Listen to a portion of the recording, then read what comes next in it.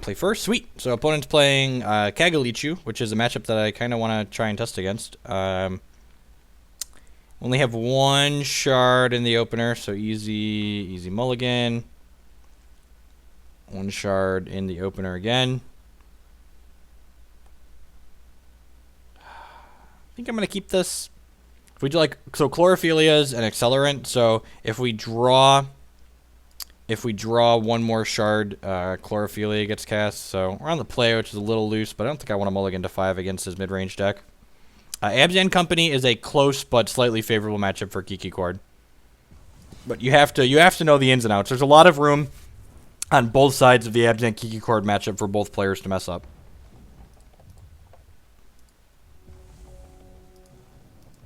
If you've never played Hex before and you'd like to hang out and check it out, feel free to ask any questions if you're a Magic player. I have a short little article here talking about some of the differences between Hex and Magic. They're very similar. Hex is basically like Magic for the 21st century. Never didn't have it. So, unfortunately, that was a wild shard. Martyr Punk with the brand new sub. Thank you for that. I appreciate it. I know you've been around a while, so thanks for that next level of support. Welcome, mate.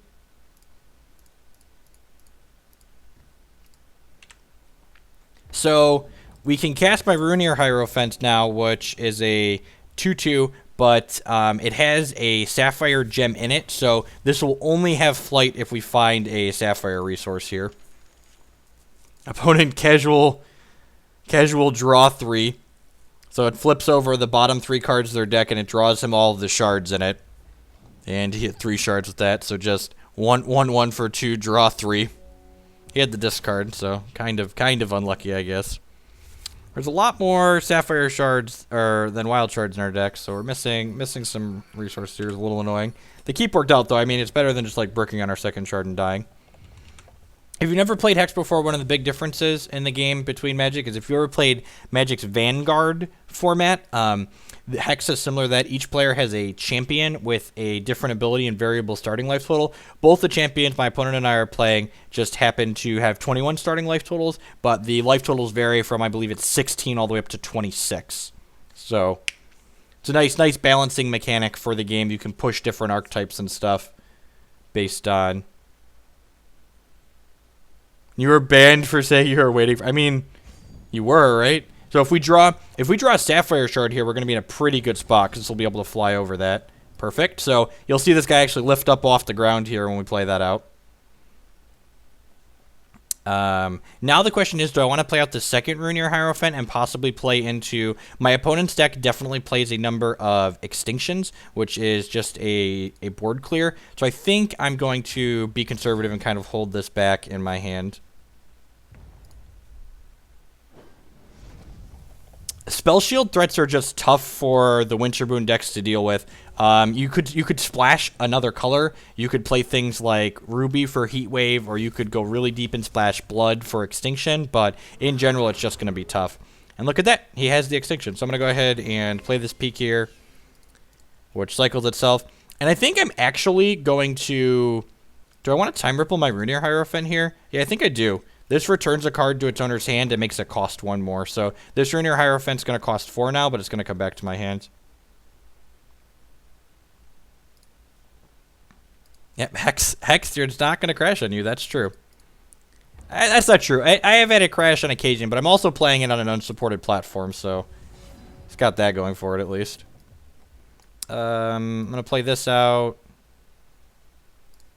Choose Sapphire, and we can replay this Rune Ear Hierophant that cost me 1 more. So one of the things that's neat is whenever a troop enters the battlefield under my control, this gets 1/1, and you can see even though I bounced it back to my hand, it retained that bonus and is still a 3/3.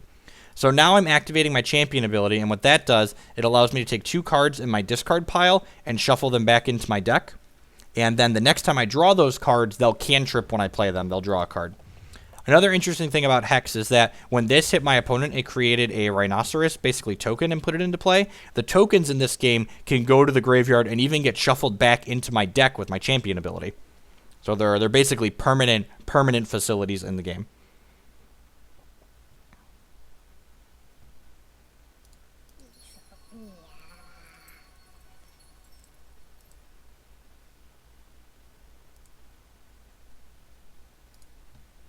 So he has a Rune Ear. When this deals damage to an opponent, you may put a troop from your crypt into your hand. Sure. So this means he probably doesn't have a removal spell for this, which is great. We did stream Magic. We played Big Red. We played an entire league with Big Red today. An entire league. Counter Magic is a nuts perfect draw here. So I get to play this second Rune Ear Hierophant out. So these two guys are going to close out the game really quickly in the air. And then I have Counter Magic to interact with whatever my opponent wants to do.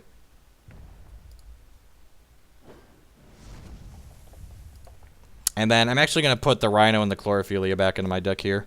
I have extra charge powers on my champion, might as well. No, they have a shard cost. So this Rhinoceros, it costs 3. So like if my opponent were to play something that like put this back into my hand, it would cost me 3 to play it back out.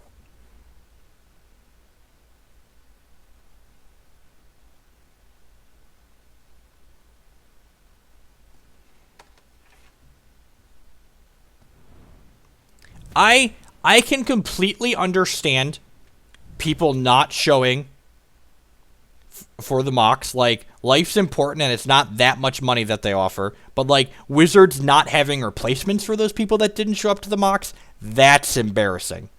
That's super, super embarrassing. Wrathwood Moss Monster. Yeah, that's fine. I don't really care about this. This is a 5/5. Actually, this is a really good example of digital design space. When this dies, it turns into a 2/2. And then when this 2/2 deals damage to me, it turns back into the 5/5. If he attacks me with this 4/4 here, I'm just going to go ahead and chump block with my Rhino. Because next turn, when my 2 flying Rune Ear Hierophants hit my opponent, I get 2 more Rhinos from free. So this counter magic is actually really sweet. So not only does it interrupt the card, which basically means it doesn't resolve, but every card my opponent controls with the same name as that card costs them 2 more. So like if I were to counter this Cottontail Explorer, it would make all of my opponent's Cottontail Explorers all of a sudden cost 4. So you have to play Chlorophilia out here. He must be, yeah, right? So now we hit our opponent for 8 in the air, and they're dead on board. We get 2 Rhinoceroses when these guys connect. I'm going to go ahead and shuffle Chlorophilia and my dead Rhino back into my deck. And with counter magic up here, I have to imagine we just can't lose this game. Like, even if he goes to kill my big rabbit, that's fine. Basically, anything other than... I guess maybe I'd counter a vampire here. Instead of flying. I don't know, it's a tough call. If it's like a vampire princess, I might not.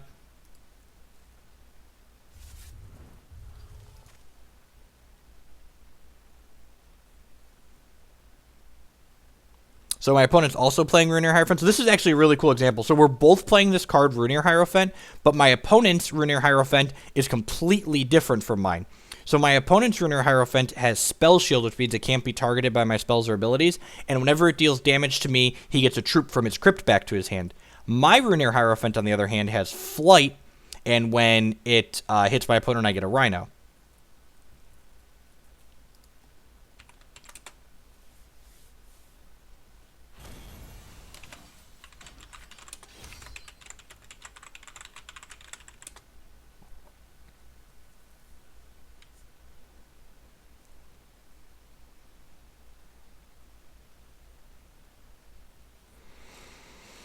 All right, so what do I want to do here? Gale Force is kind of a hedge against McBombus decks that have a lot of flying troops, so I don't want that. I want the extra Windsinger, I think, and the Mass Polymorph Dingler. So this card's really sweet. It takes all of my opponent's troops that are in play and their hand and turns them into 0/1s permanently. What kind of deck are we playing? We're playing basically a control/tempo style deck. I like Oracle Song in this matchup. It's just a straight divination. We get to draw 2 cards. And now what do I want to cut? I don't love Verdict of the Ancient Kings. This is a 2-mana counter-target non-troop card. They don't have a ton of those that are very impactful. So I think this is how I want to reserve. Croc's kind of medium in this matchup. His threat that we really want to kill is like the Rune Ear, and it doesn't interact with that. They might have some troublesome constants, so Nature's Reigns or Return to the Soil might come in the post-preserved games, but I think I just want to board like this for now. It's a negate. Yep.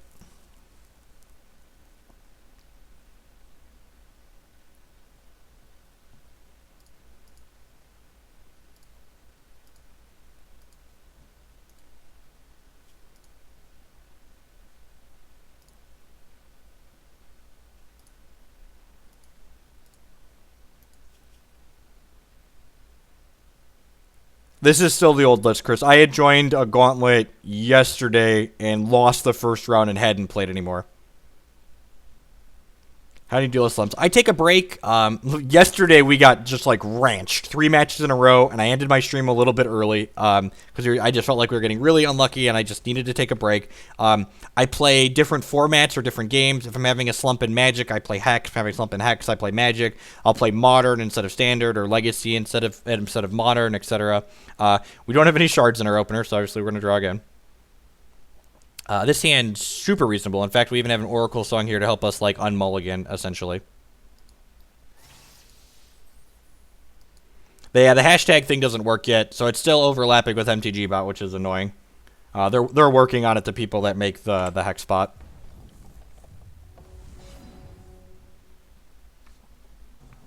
So again, for the Magic players in the audience 17x4, this is another example of, like, just design space that Magic can't do. When this is a 1-mana removal spell, but it turns the thing you target into a random different troop, constant, or artifact that costs 1 less. So it doesn't actually take it off the board, but it turns it into something hopefully worse.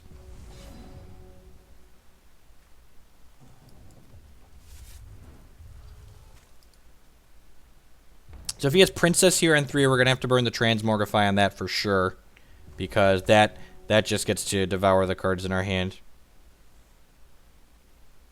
Yep. Yeah, that's why I built this deck of Immortals. Like, Cheesesmith is, like, the nut. He has Rune Ear Hierophant here on 3. Thankfully, he doesn't have any troops in his crypt yet, so it's not going to do anything.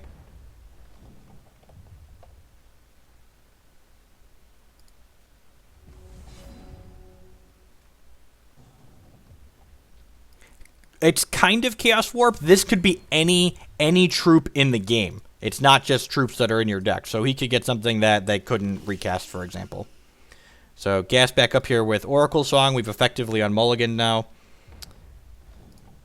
Next turn, he can play a charge and then activate his Champion Power. So if his Champion Power bins a troop, this can start drawing him cards.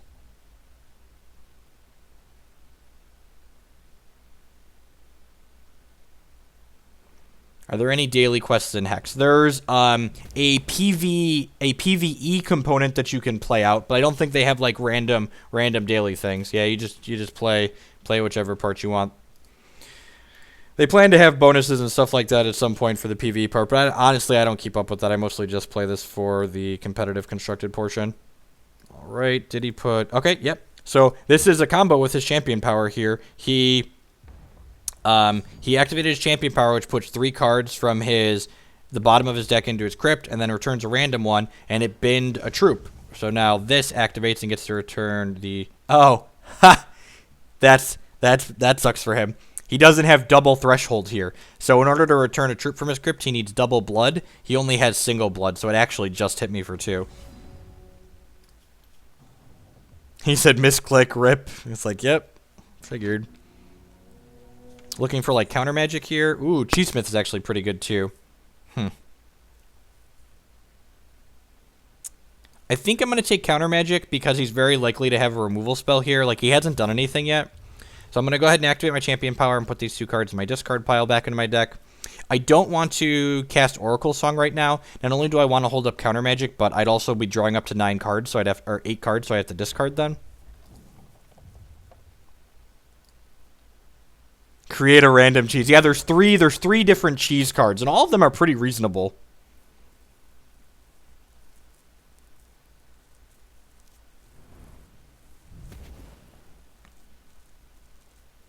It just makes cheese, yep.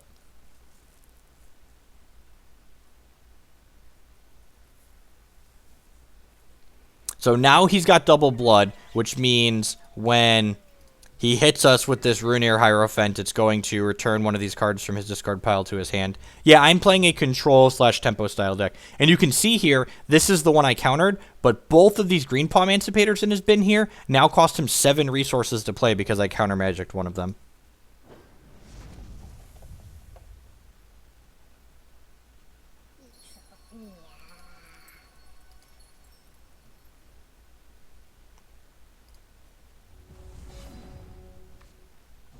So I don't have to worry about him replaying the Green Paw next turn because it costs him 7 and he only has 5 resources right now.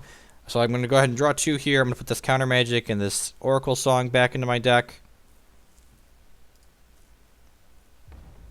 It's annoying that this is Spell Shield. Spell Shield troops can be kind of frustrating to deal with at times. Hopefully he taps out here and spends all his resources so I can resolve Windsinger. This is a bomb. So this, it's basically a combination of Seedborn Muse and Consecrated Sphinx. If you've ever played Magic, it replenishes our resources on their turn, and whenever they draw a card, we draw a card. Not to mention it's a 4/6 body. So Empower, at any time when you have an empowered card in your hand, you can activate it to double every number on this card. So this 7 would turn into a 14, this 4 would turn into an 8, this 3 would turn into a 6, and it would make 4 Shroom Pin creatures that all get +2/+2. So you can activate that at any time and double every number on the card.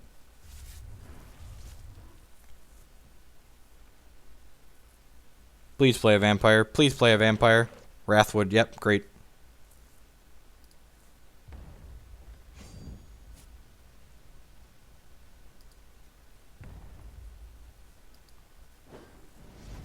So I think I want to save this Time Ripple in order to return Windsinger to my hand in case he has a removal spell next turn. So I'm going to Transmogrify this 5/5 for now, make it smaller. And it turns it into a 2/2, so it basically just gets rid of it. It's just a 2/2 now. Not scary at all. Immediately draw another Windsinger. So if he has a kill in his hand, he can kill this Windsinger during his ready step before he draws a card for the turn. But if he doesn't have a kill, we get to draw a card off this, which would be hot. Sweet. So he drew a card, we draw a card. And you can see this is the Arcane Focus that I shuffled back into my deck earlier, because in addition to looking at my top 2 cards and putting one in my hand, it also just draws a card straight up when I play it. So whenever these cards have this, when you play this draw card added onto them, that means they got shuffled back into my deck with my champion ability.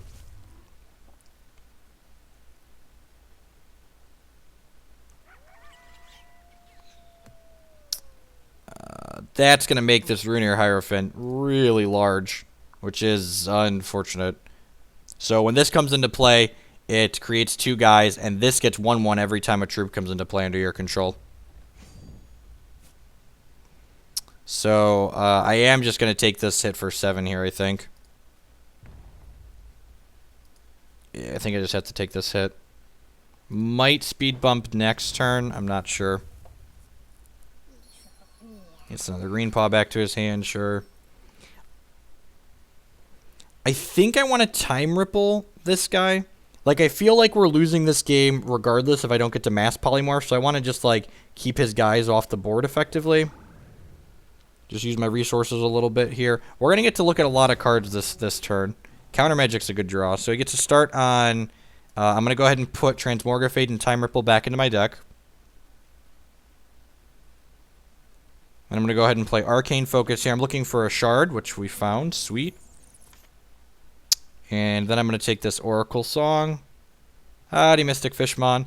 And this Oracle Song is one I've shuffled back in because it now draws 3 cards. So gas up here.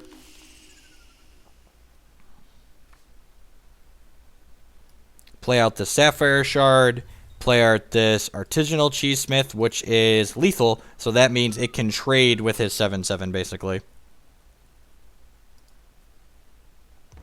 Yeah, right? The cards get a lot better when they add the Light of Text draw card to them. It's weird. So we're not dead on board, and I have Counter Magic in my hand, so...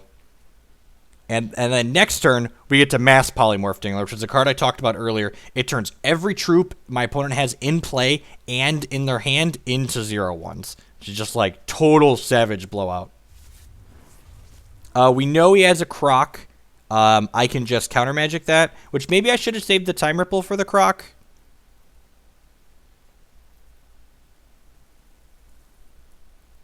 It's on cast draw card. So like in a control mirror, even if your card doesn't resolve, you still draw.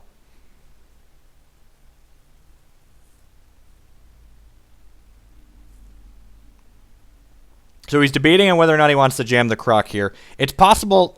I probably should have saved the Time Ripple for the Croco. Because we knew he had a Croc in his hand from his champion ability.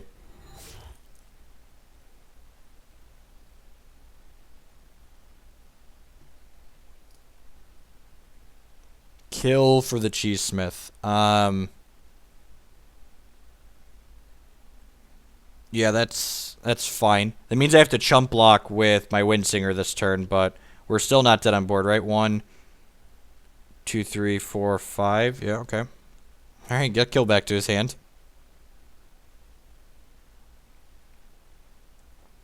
So now I have to counter magic this kill just so I can chump block with my Windsinger.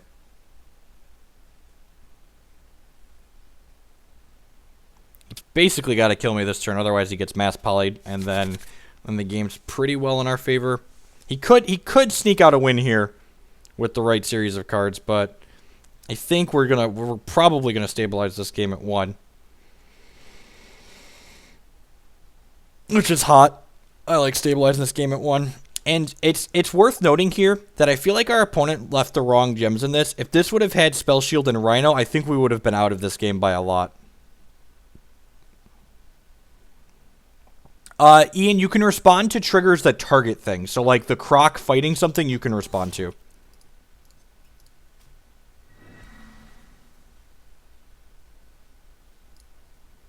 Alright, chips with everything. We block a 7/7. So it is unfortunate that we have to lose the Windsinger here because it means after we mass poly, we're not going to have any resources on his next turn. But we do have a follow-up Windsinger here, so we'll see.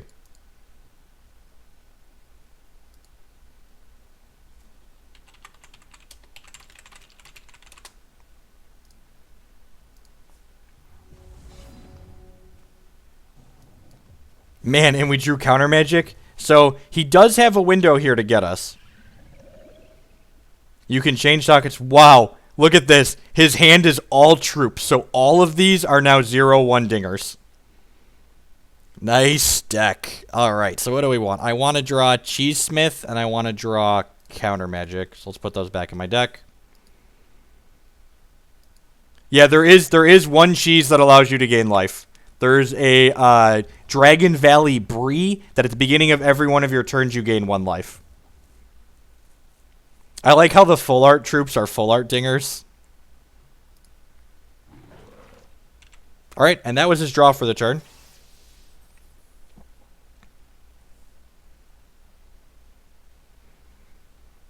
So we get to go Windsinger. So all of his hand is all dingers right now. He's just got to get that last point of damage in.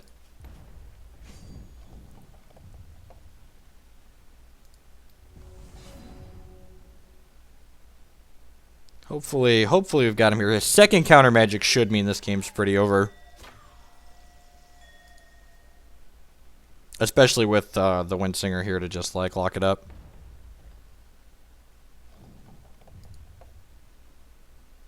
Mass Polymorph Dinger says it reverts the troops, Ian.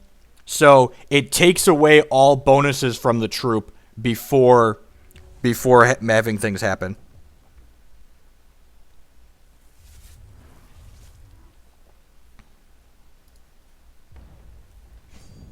Block.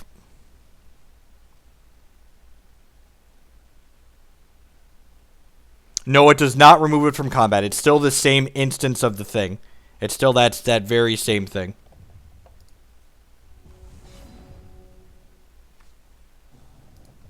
So normally when things transform, Ian, they keep a lot of modifiers like that. But because this reverts it, it loses all the modifiers.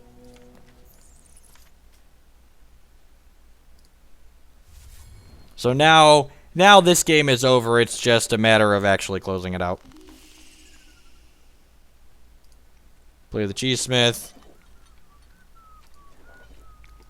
I'm going to put Chlorophilia and an Arcane Focus back in my deck. Would not mind thinning every resource out of my deck. And now Peak's actually a card we haven't cast yet today. Peak's a really sweet cantrip. So for 2 resources, it looks at the number of cards on the top of our deck equal to the number of Sapphire Threshold we have. And then we get to pick one and put it in our hand. So we have 4 Sapphire Threshold right now, so this is going to do a good Impulse impersonation. But like the turn after that, we play another Sapphire, and then it'll look at 5 and 6, etc. I'm going to counter magic this because it's kind of annoying. And we drew another counter magic. Isn't it great when your counter spells draw cards?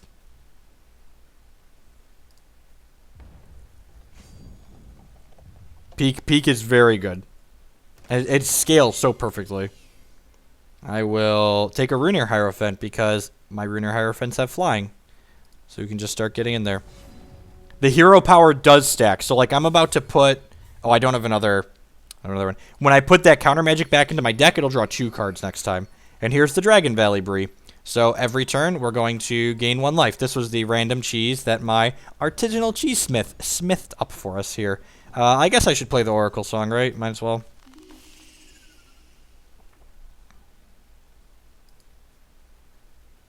We have to discard because we're really unlucky. Actually, I guess I'll just Transmogrify this, right?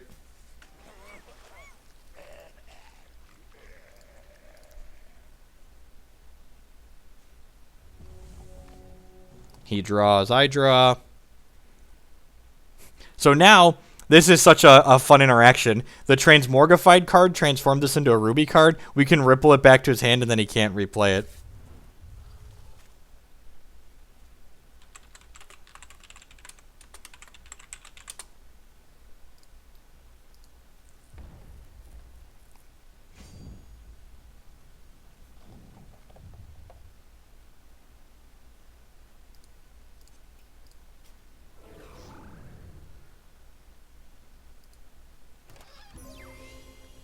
The devil's in the details, as they say. So let's take this other counter magic, just like mono counter magic.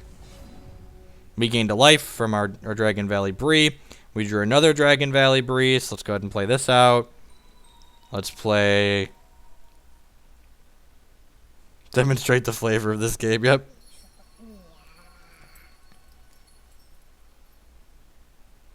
Just triple counter magic in hand. The world is our oyster.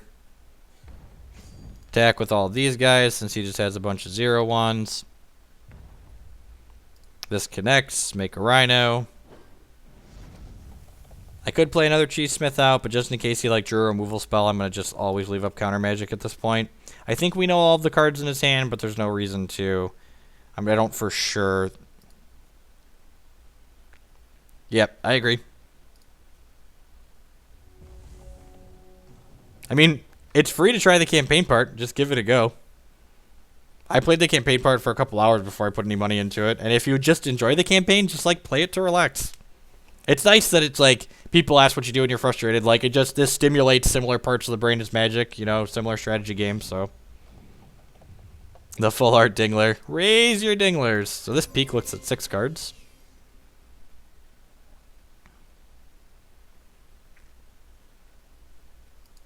Go ahead and just get another rabbit, because why not? Get to gain 2 life. We get a new piece of cheese to play my stuff.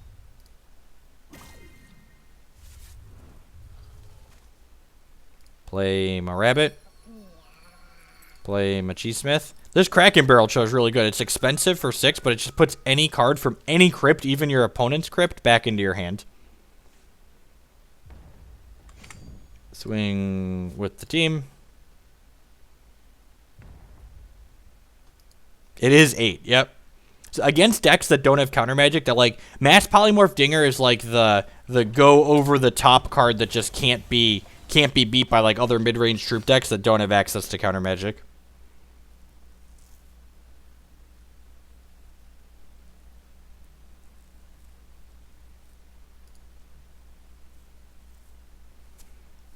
All right, well, we're 1-1 in this gauntlet now. Let's queue up another one. Chris Van Meter and I were kicking back and forth, which I am a Grand King Kickstarter backer of. Van Meter and I were kicking back and forth ideas. He streamed this deck a little bit last night, and we have some ideas for improvement. So this build is definitely not optimal right now, but I was already in a gauntlet, so I can't change it till we finish the gauntlet out. We're playing against Kagalichu again.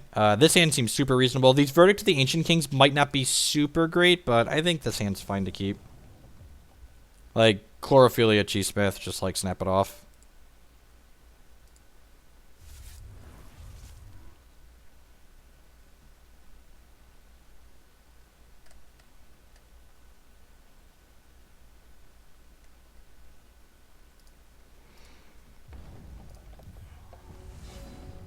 Another Cheesmith. That's great. So that means I can just run out this first one on turn 3 and not worry about it dying.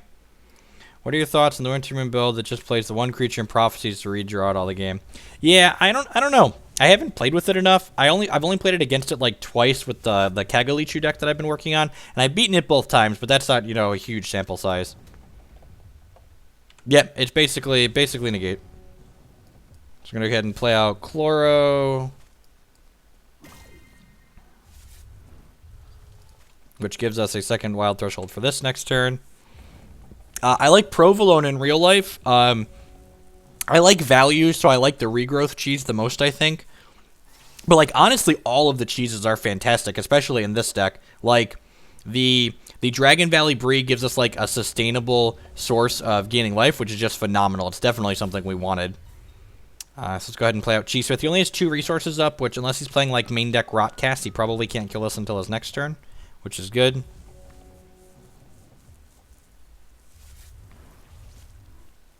If he plays, like, VK here, that would be kind of annoying. Sensei, sure.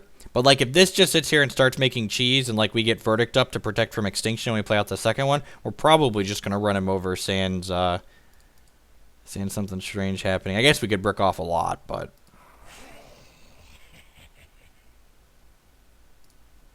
Oh, there's a VK.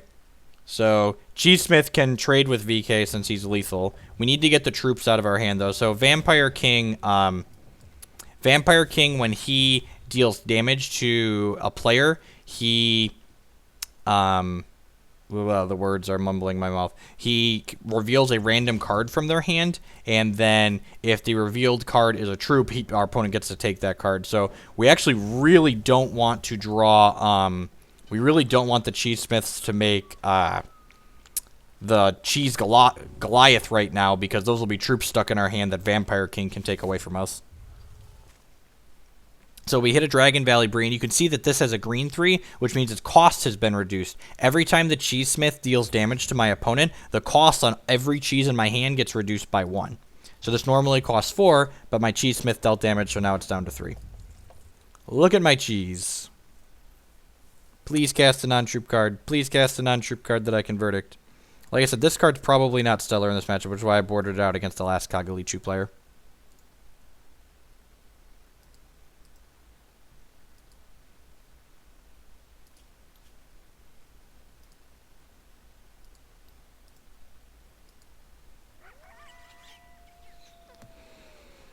That's pretty good. It's possible I should have held up Counter Magic here, but I really didn't want him risk. That was a phenomenal draw. So I'm going to go ahead and Time Ripple this Vampire King, and I'm doing this now because I want to activate my champion power and put these cards back into my deck. How many Songbird AA? A lot of them. And that's not even counting the ones on Christie's account. So we can Counter Magic that Vampire King on its way back down. I didn't play out the Dragon Valley Brie because I want to hold up Counter Magic. There's a Cheese Goliath here, just a 10 cost, 7/5 Steadfast. We do need to get a 3rd Wild Threshold at some point for that. So I'm going to Counter Magic this, which makes all of his Vampire Kings cost 2 more. And every turn, we're just getting some cheese in our hands.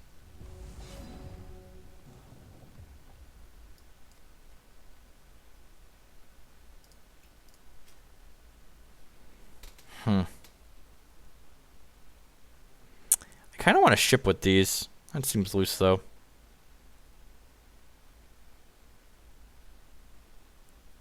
Steadfast means they don't exhaust when they attack.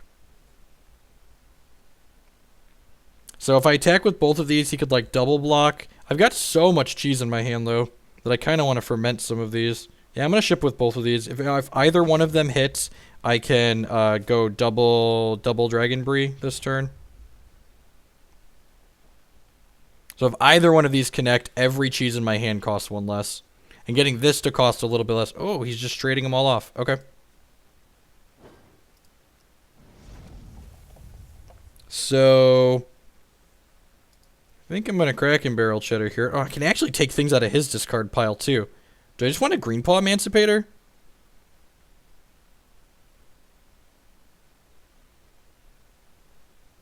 Or do I want to just like rebuy my Cheesesmith? Yeah, I'm going to take Green Paw Emancipator. So that way, if he has a Green Paw Emancipator to follow this up, I can...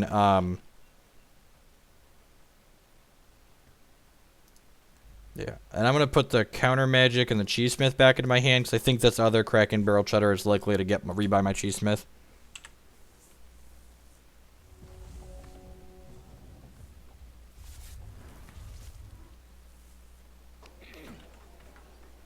There's Sensei that we knew about. He drew that with his champion ability earlier. Yeah, so we have to be able to cast the card. That's really bad against us, just because we have, like, infinite cheese in our hand. I'm going to bin the Goliath for now, because we're not reasonably playing it out anytime soon. And we could actually play this Green Paw out and have Verdict of the Ancient Kings up, since we have 7 resources, so...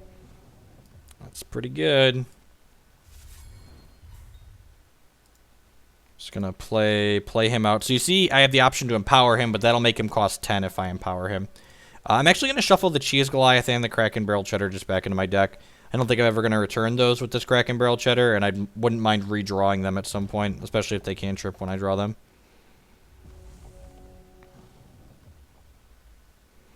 If we get these Dragon Valley Breeze into play over the next couple turns, our opponent's just not going to be able to race them, which is great. VK is kind of scary.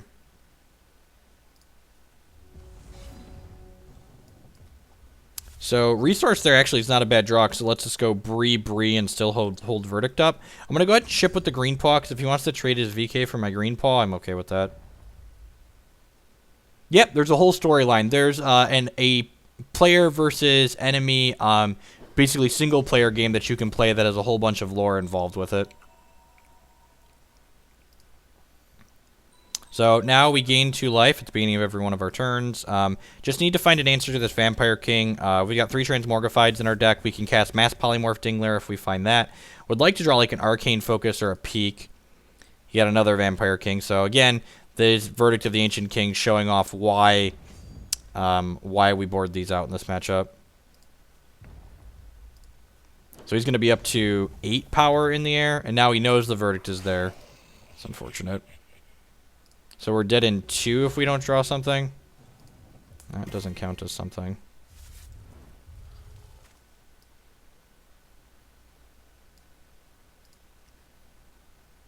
Well, I guess I'm using this. I think I'm just getting back his Sensei to draw a card. So I need to hit a Transmorgify or a Dingler or something. Another card that doesn't interact with the board. That's really unfortunate. So again, these cards come out for a reason. So we're taking 8 down to 5, and then we're only gaining 2 back up to 7. So don't want to shuffle any of those cards back into my deck because they don't affect the board.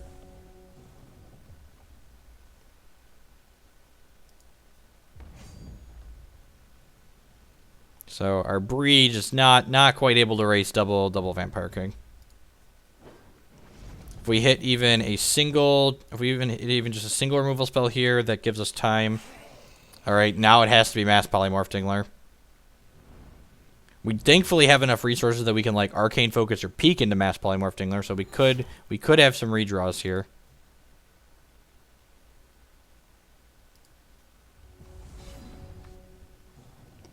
Wow, I have 1 main deck Gale Force, 1 to hedge. I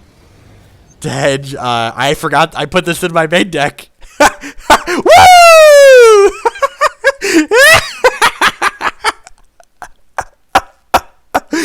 Oh, baby. I forgot we had that. So Gale Force, for those wondering, this normally does 2 damage to each troop with flight, but it has Empower, so we turned it into a 4 cost, deal 4 damage to each troop with flight. Get wrecked, nerd. Get wrecked. All right. Sorry, I was way too excited for that. So I'm going to put the Gale Force, and this is actually another cool example. So this was my opponent's Green Paw Emancipator, but once I brought it back to my hand, it goes to my crypt. So I just shuffled a card that was my opponent's back into my own deck. And now, even if he does, like, fight through these counter spells, this Dragon Valley Bree is just going to gain us a ton of life and probably put the game out of reach for him. Alright, and here's an empowered Green Paw Emancipator, so thankfully we have counter magic and can answer this. Opponent said nothing. Alright, and Rune Ear Hierophant is a fantastic draw here because it's going to allow us to close this game out really quickly. Hey, to be fair, the only reason we hit, the only reason I hit that Gale Force is because I reanimated my opponent's cantrip. If I hadn't drawn an extra card, we wouldn't have gotten to the Gale Force. It's funny, too, because, like, I boarded out Gale Force in this matchup, and I think it's correct to board out Gale Force, but it was still very good there, obviously.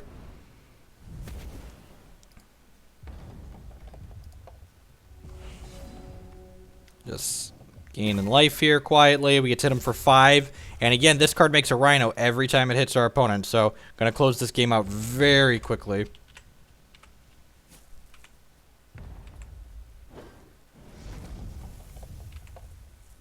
So opponent's dead in 2. Even if he draws Extinction, we have another Verdict here. Well, there's his 4th Vampire King, which again, thankfully we've thoroughly outraced that basically. Peek, give me an answer. You have to look at my top 5.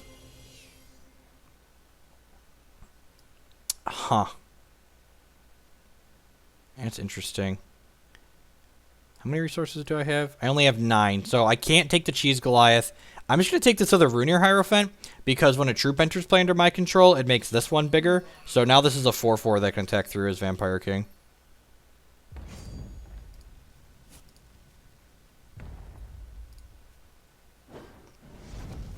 That's fair, Karan, but I like the flying on these Rune Ear. Actually, do I like flying on Rune Ear Hierophants in this matchup? Yeah, I do. They have a lot of ground pounder, so I like keeping flight on here. No, there's 3 in here, so that's just his 4th VK. It looks like he's actually playing the configuration I've been streaming with. Yeah, no blocks. So he drew Extinction, or just wants to see the last card in my hand before he dies?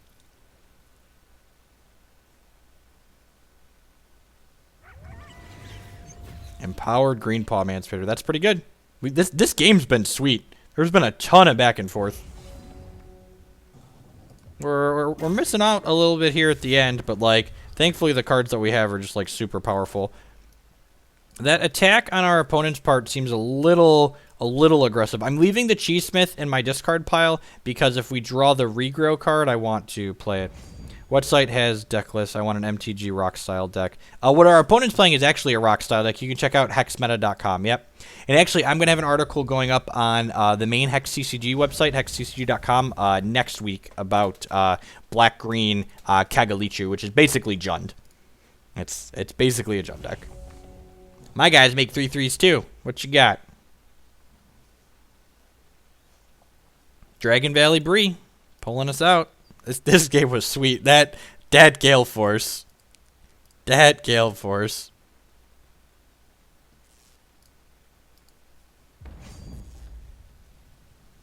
See if he swings for the fences here. Yeah, just like he has to chump block with his Vampire King. Raise your dinglers. Has the Extinction in hand. We have Verdict. Attack with all. Opponent concedes. Yeah, that's fair, Corinne. Maybe I should leave one. I don't know. So I want Windsinger. I want Dingler. I want a Song. I don't love Verdict. They're just super clunky. What's the other cut if I want to leave a Gale Force in? I guess he's probably bringing in Vampire Princess against me, so maybe Gale Force is pretty reasonable. Do I not want this extra Oracle Song, maybe?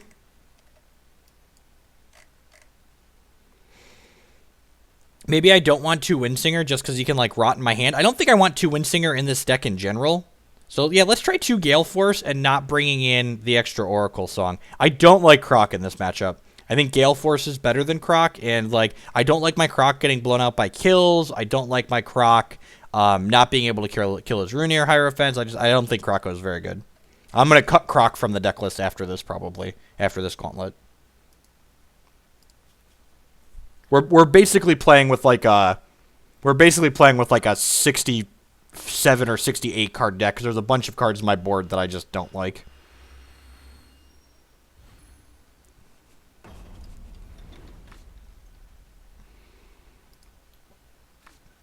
Easy mulligan, no second shard. Opponent mulligan to 5, so definitely feel okay. Mulliganing to at least 6 here. Yep, this hand's great. Needs another Sapphire Shard at some point, but we get to go Sapphire on 1, Wild Shard, Chloro on 2, just like World's Our Oyster. Arcane Focus would be the nut. Gale Force, fine.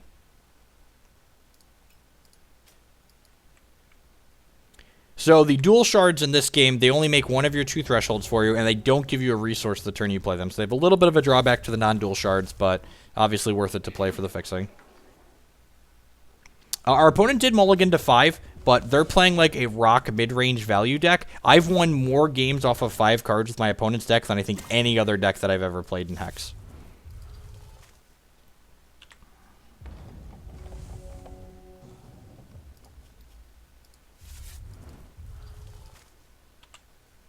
If our opponent doesn't have kill, this Rune Ear Hierophant's going to close the game out very quickly. I could go Chloro, but I think I want to try and get the Rune Ear Hierophant online here. The upside to going Chloro is that it thins wild shards out of our deck and lets us activate our champion power this turn. But he doesn't have a removal spell, so that's sweet. He did cycle this, though, so he's going to get 2 looks at a kill, or he could possibly go Shard Extinction here.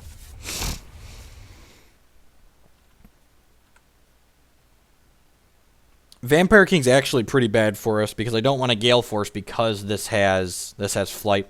It's possible. The term Rock is a magic term that implies a mid-range value style deck. Basically, you play the most efficient cards in the game. Yeah, there's a lot of tribal decks. I don't think there's a dinosaur tribal deck, but there's definitely tribal decks in the game.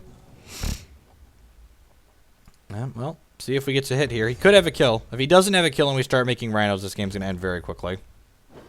Yeah, just rhino time.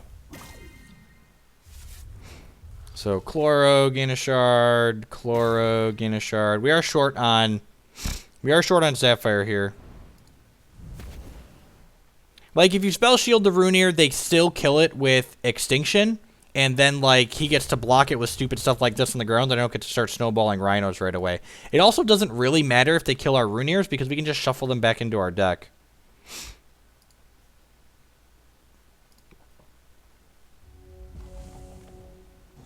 How does that make sense?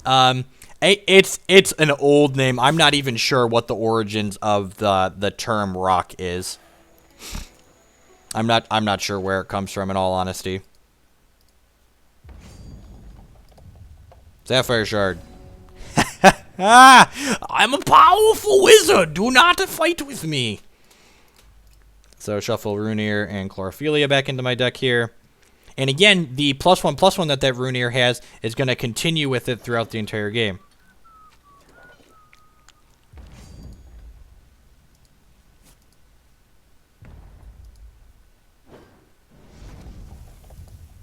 The Wrestler is the origin. Yeah, I've heard that now. I didn't recall that when he just asked it, but I've definitely heard that it's got a wrestler reference involved.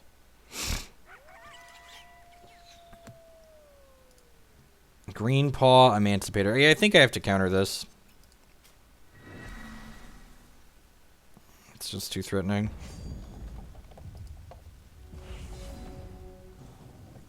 Alright, so I'm going to go ahead and peek here. And again, I'm peeking at sorcery speed, so that way we can get a Cheesesmith if we find one. And then I also just want to put both of these back into my deck right away. I'm not sure that I want to play out. Yeah, I'm not going to play out this other Artisanal Cheesesmith. And the reason for that is if he has Extinction, I don't want to lose both of them until I have a rebuy cheese.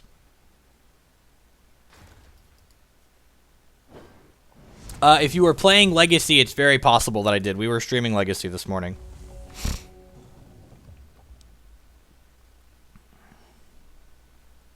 So if he plays out a Vampire here, we can Gale Force it, which isn't the worst. We can Empower this. He has Spell Shield and Rhino. Again, that card's very good. Our Artisanal Cheesesmith is very good at blocking these, though, since it's lethal.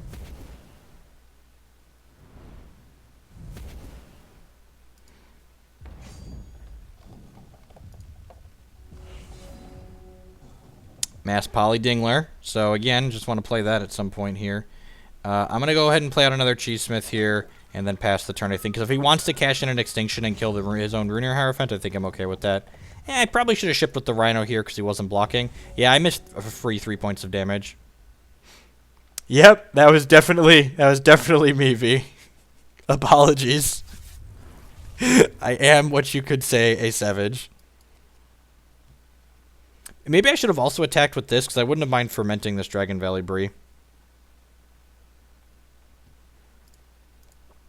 I'd like to say thank you to the just shy of 200 people we have hanging out here this afternoon watching us play some Hex. If you're enjoying the content, I'd appreciate if you use the follow or sub buttons below to show that support. We stream Magic and Hex here on this channel 4 days a week at minimum. Usually, I end up streaming more than that, but, you know, that's the minimum amount. And again, I'm going to go ahead and just time ripple my Cheesesmith here.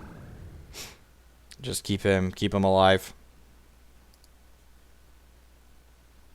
I feel like I missed some points of damage that last turn. I could have pressured my opponent more and he'd be at a lower life total, which we might end up getting in a situation where we need to race this game, so not having done that could be a pretty huge mistake. Alright, just one away from getting the Mass Polymorph Dingler online.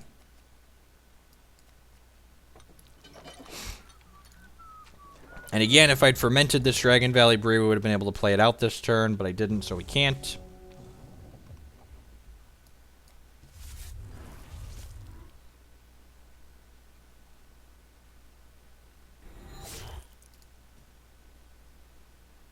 Okay. So again, this card, just like it closes fast on our side of the table, it's going to close fast on his side of the table too. So if we rip a shard that makes a temporary charge here, I think I'm going to spend the Dingler just to get rid of this guy. Yeah, so I'm going to do this, and I'm going to go ahead and cash in my Dingler.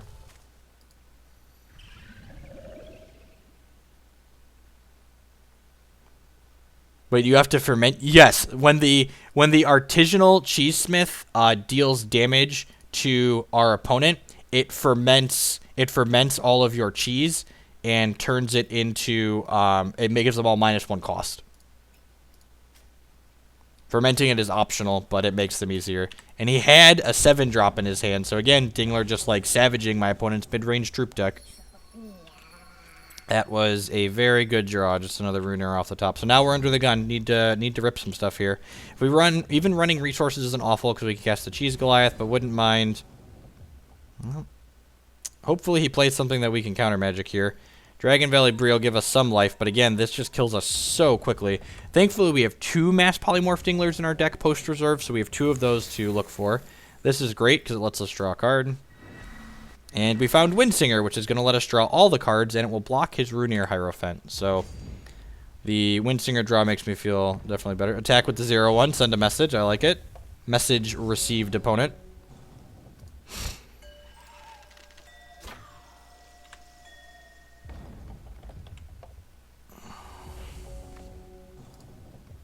Opponent drew a card, so we draw a card. He drew a shard. So the number of games that I've lost after Windsinger draws 2 to 3 cards, I think I can count on one hand. It's very, very good. Let's go ahead and peek here, see what we get. We only get to look at 3. Rune Ear Hierophant's not bad. Yeah, I don't think I need to play around Extinction here. Which, famous last words, right? About to get extinctioned, but we're going to close the game pretty quickly with this Rune Ear Hierophant, so I'm just going to go ahead and pass. I guess maybe I should just play Rune Ear and hold the Cheesesmith back in my hand, but, like, the Cheese Goliath plays out here pretty soon. VK, do I care about that? Maybe. Let's go ahead and peek first and see what we get. Well, we aren't, unfortunately, going to be able to interact with that, so that's fine. And it's slightly bigger than my Rune Ear Hierophant, so I can't attack into it profitably. So we need to find a troop to play. Lead on Arcane Focus.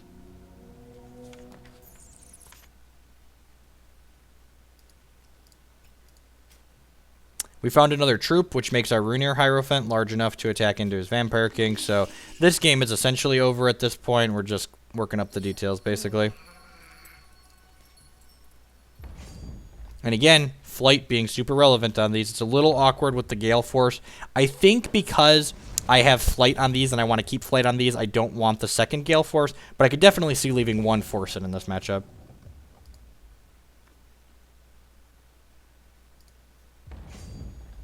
Hacky, the people that commentate on the Magic at those level events generally are known for not being very experienced in the formats that they're playing, which is just, it's miserable. They don't know what cards do. They suggest bad lines, etc., etc.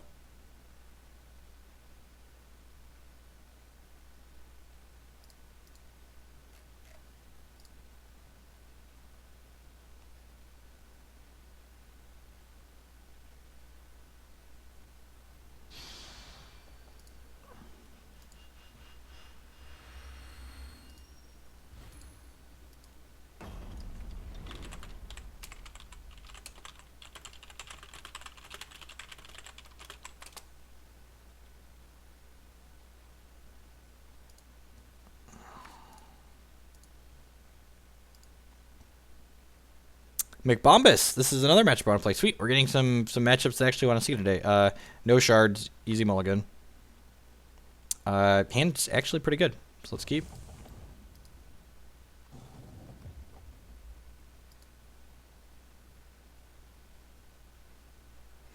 The starting life totals in Hex are determined by the champion that you're playing. So they're variable from 16 all the way up to 26, depending on what your champion does. So it's kind of a balancing mechanics for the champion activated abilities that they have as their health total.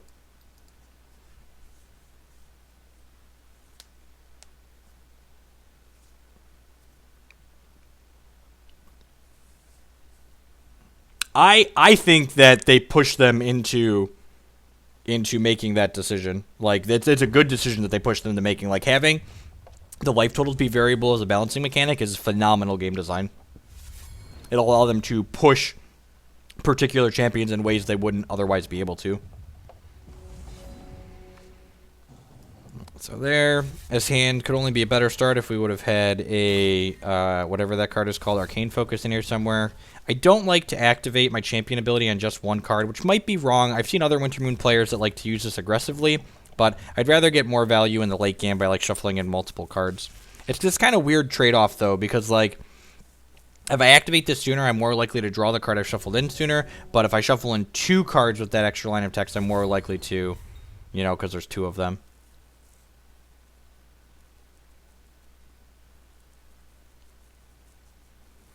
Yeah, Hacky, if you want to see an example of what people consider the gold standard of Magic commentary, you should tune into SCG Live this weekend. Patrick Sullivan and Cedric Phillips are the 2 people commentating, and they are widely accepted as the best commentary team possible for Magic the Gathering.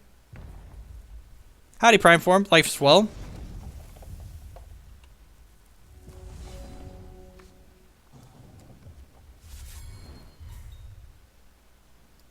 You can Wintermoon shards that you, like, discard or something like that.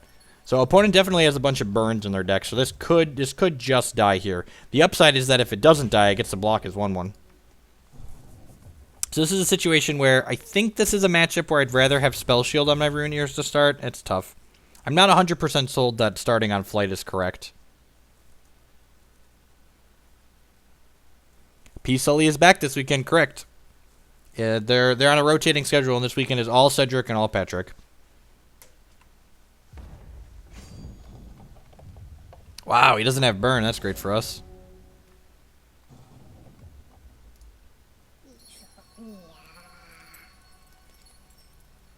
I've not been streaming Standard. I don't have a Standard event until after GP Charlotte, so I'm probably not going to be streaming Standard until after that.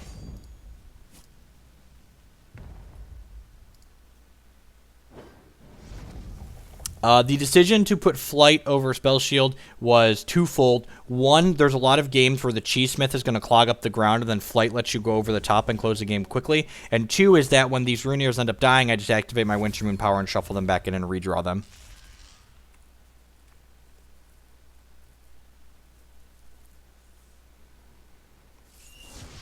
Alright, well, kill my 3/3. This Windsinger is probably just going to bury him. He can't really interact with this card unless he has Transmogrified, which I don't think they usually play. The burn is really aggressive unless he has a Phoenix. Okay, Phoenix is pretty good. I guess Phoenix could let him steal this game, right? He has to attack for 6 here and put me to 9. I guess we actually need some live draws now, right? I think I might hold this back on defense to block the Phoenix next turn. A primal pack is a pack that has a lot of rares in it guaranteed. I forget what the ratio is, but it has some amount of... They sell for like 15 or 1400 platinum. Actually, the blue-red Phoenix deck that my opponent is playing is currently considered one of the best decks in the format. So I am just going to go ahead and attack him for 5 here since I drew the Time Ripple. That'll let me just Time Ripple with Phoenix. I'm assuming he's going to chump here. Oh, I'm an idiot. I missed 3 points of damage here. I'm just clicking while I'm talking and not slowing down. So Rhino should have attacked there. It was a free 3 points of damage. Transmorgafade, also very good. Yep, sweet. So I get to Transmorg one of these and then Time Ripple the other. So Transmorg's going to transform this into a random 5-cost troop, so hopefully that's not bad for me.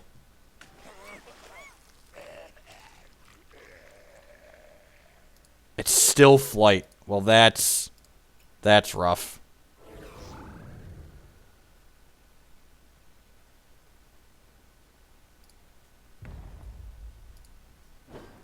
God, the chances of him getting a 5-drop that's still flying are so low there.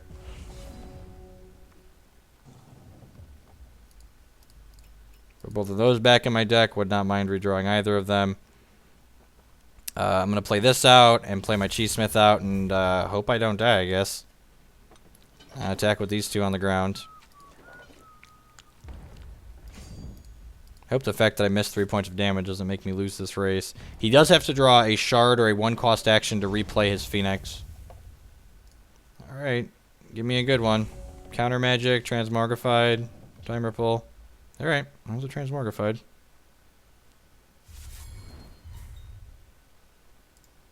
Oh, I guess that's true. I didn't think about that the Phoenix was going to have haste. Yeah, I think you're right, I didn't want him to turn all his cards into Oracle songs.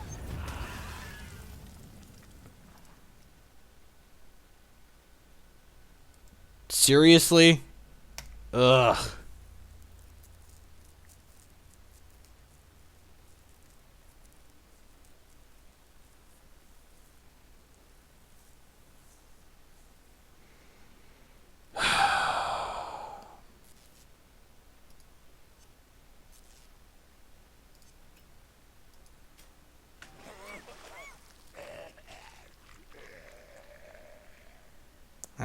That's unreal. That's really frustrating. So I cost myself this game. I could have won this game if I would have left my rabbit back the 2 turns ago instead of attacking in with it. There's no reason to trade him possibly having another Phoenix and him. So I had Ripple and Transmorgified, and I was assuming that he wasn't going to have a flying troop still, and then he ended up having a flying troop, so I didn't have to take that. I took a risk I didn't have to take, and I got supremely punished for it, is basically what happened there. Putting Spell Shield on these because I'm bringing in a bunch of Gale Forces. I don't think I want Counter Magic in this matchup. It seems particularly slow. I guess it's okay against some of his flying guys, but it seems really slow.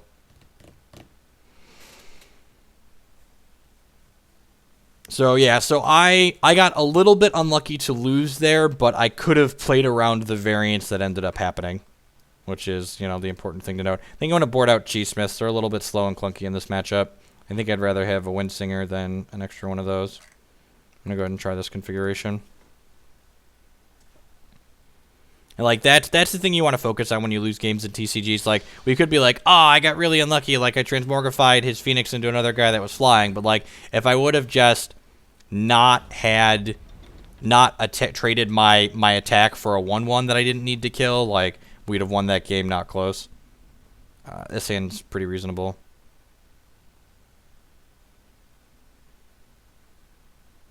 Wow, I'm an I-word. Yep. Yep.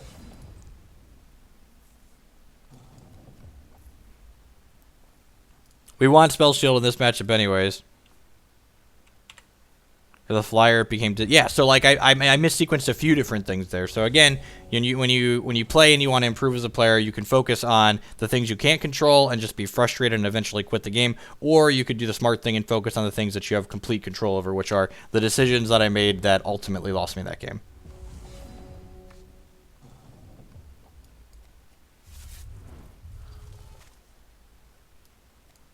Your stream froze.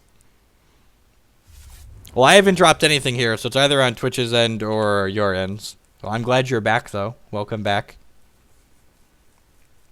I'll be pretty surprised if we lose with this hand. Turn 3, Rune Ear into Karn and Gale Force. Like, it must be on Twitch's end then. I haven't dropped a single frame.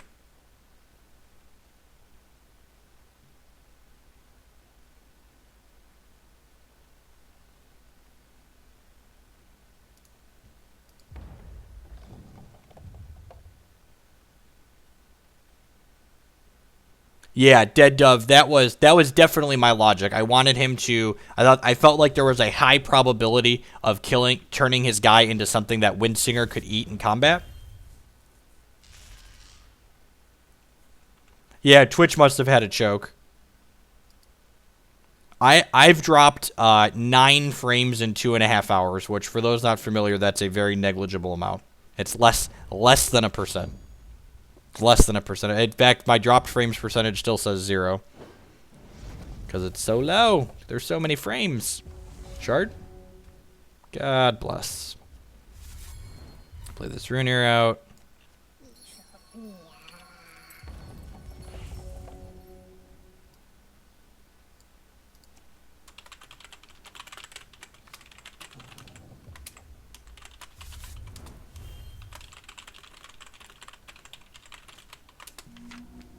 My opponent just said, "Hey, you used to be an MTG pro, right?" And I was like, "I am still in fact an MTG pro." Did I finally manage to keep a 7-card hand? No, I don't think we did. We mulliganed this game, didn't we?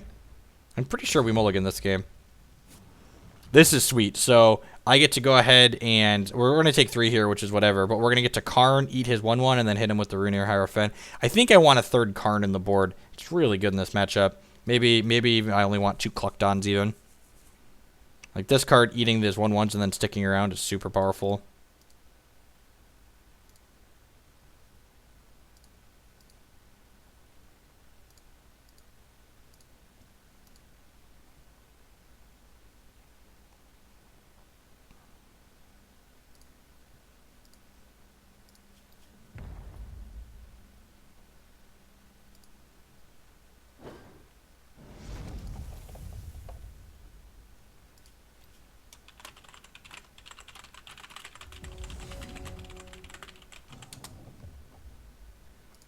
We get to Carnosaur here, eat his guy, hit him for 3 because a guy comes into play, make a Rhinoceros. So we're going to close this game out pretty quickly. We have Gale Force to clean up any other idiots he might play out next turn.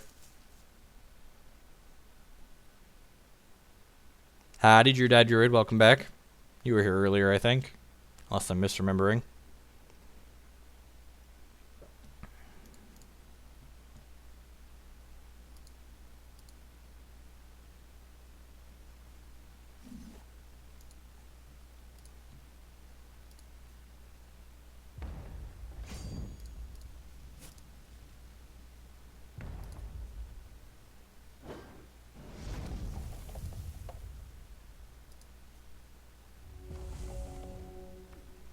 So we've got 9 power on the table, and he's at 19, so he's dead in 2 turns. His deck's not particularly good at blocking, and it can't interact with a Spell Shield guy.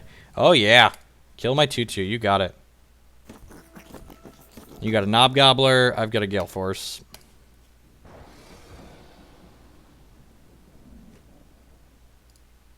Get got, Knob Gobbler.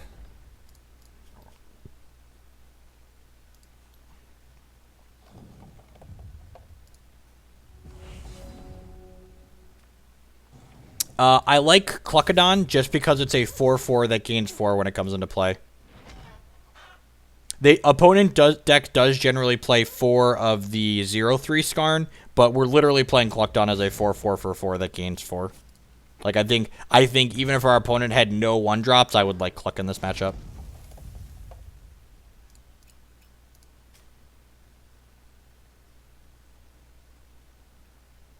I agree. The Spell Shield as a gem, on average, I think my Hex experience would be more enjoyable if Spell Shield didn't exist as a gem.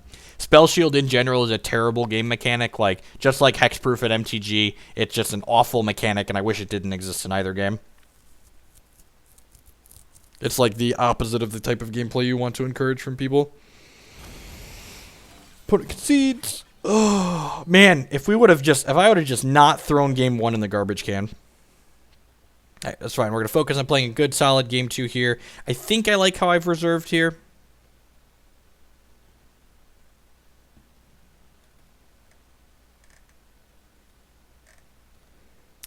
How do we feel? Anyone have an opinion? How do we feel about Verdict of the Ancient Kings versus Counter Magic in this matchup? Shroud's better, but still not stellar. How do we feel about Verdict versus Counter Magic? That's the one decision I'm not 100% sure on in this matchup. I also think maybe Cheesesmith just isn't good in general, and I could see boarding all of them out from Counter Magic. Like, the things that this make generally aren't going to be relevant. I could just go like 2 and 2.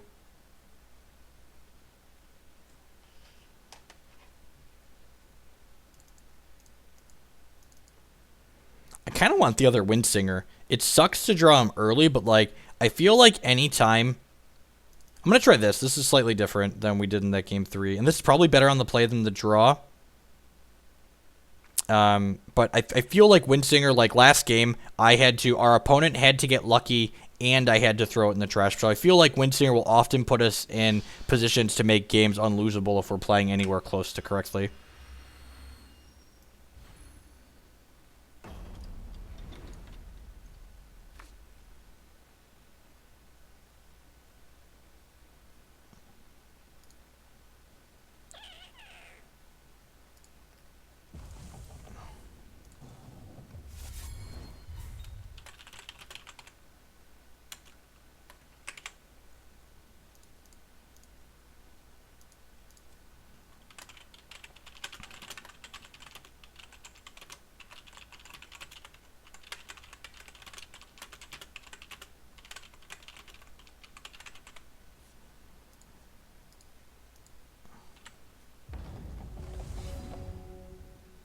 Arcane Focus.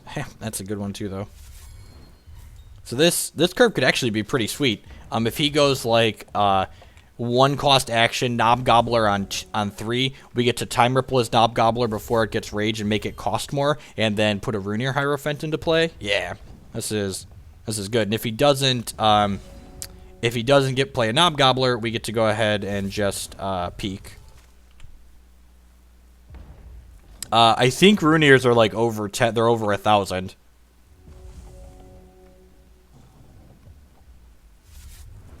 So I would not be surprised to see him go like Focus Knob Gobbler here. Landing Pause Sight, sure. So I'm just gonna go ahead and peek.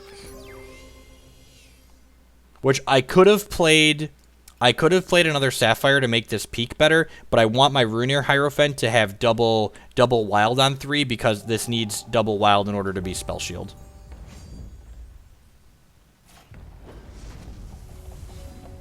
Rune Ear Hierophant, I think, at this point is easily the best card in the set. This card is phenomenally powerful. It's very good.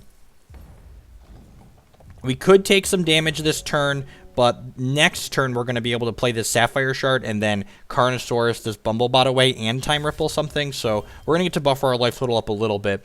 If he has a multiple Phoenix hand here, which he's just moving to combat, so we're probably just in a great spot.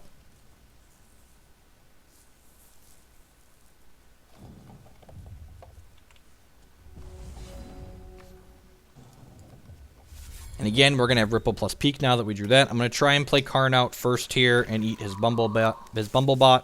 I would not be surprised to see this eat a burn. If he burns this before they fight, my guy won't get to fight. Burning Tendrils, sure. So the fight doesn't happen and we don't gain life. I'm going to put Karn and Peak back in my deck. I'm going to attack for 3 here, which realistically is just going to kill his Bumblebot. And this card's just going to, like, run away with the game here. How long have we been streaming Hex for? We're about an hour and a half in, Winged Nazgul. If you follow me on Twitter, I post when I change formats, or change games and formats, really. There will be an archive up, as always.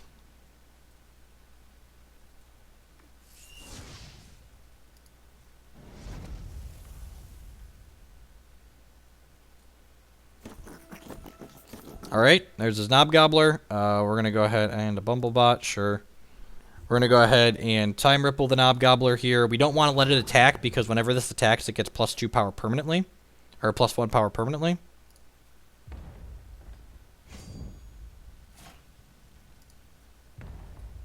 He's attacking with that. Does he have a Skarn here to block my Rune Ear Hierophant? Letting me get in a hit with the Hierophant seems super loose. Transmorgophade's a fantastic draw. 2 more shards, not so great. I'm going to go ahead and play Shard of Instinct here because I think we're just peak plus Transmorgified next turn. We can go ahead and activate this. I would really, and again, someone asked about why we boarded in Cluckdons earlier. I'd really like to draw a Cluckdon at this point because we just need like a little bit of life buffer to win this game, I feel like. With this guy, go ahead and connecting here and starting to generate rhinos and just get out of control. We just need that little bit of buffer to like push us up over the top and win whatever race our opponent can make happen here. So we know he has a Knob Gobbler in his hand.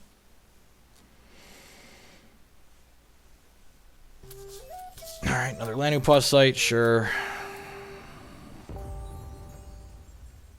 So I'm glad we're in a position to start closing this game since he's going to start drawing a lot of cards here. So I'm going to Transmorgifade this. Yeah, I'm going to do it now before it attacks so it'll keep the bonus. You have a Valiant Escort, sure. Lanupause versus Oracle Song Windscreen. Well, I'm playing Oracle Song. I don't know. I haven't tested Sight yet. I probably should. Hopefully we find a Cluckdon now and eat this Valiant Escort. I'm going to take Counter Magic's probably the safest pick here. Come on, Clucky. Clucky.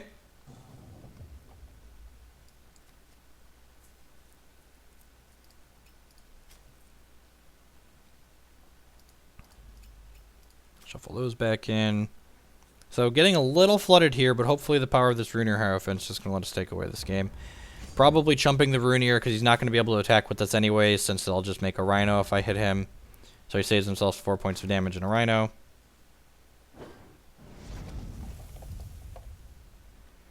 The deck that Chris Van Meter was playing last night was a variation of this. We've been talking about it with each other. His list actually has some updates that mine that I'm playing here doesn't have in it because I was already in this gauntlet. I think I'm just counter magicking this. He's only got 1, 2, 3, 4 actions in there, so yeah, I'm just gonna let's just counter this and hope to draw some action that's gonna kill us pretty quickly. God, if we draw a Canarasaurus or a Time Ripple or something to get this off the table. Well, and again, we could focus on, if we lose this game, we could focus on the fact that we flooded out here a little bit, but in reality, the thing that happened is we wouldn't even be playing a game 3 right now if I would have made the correct decisions during game 1. Like,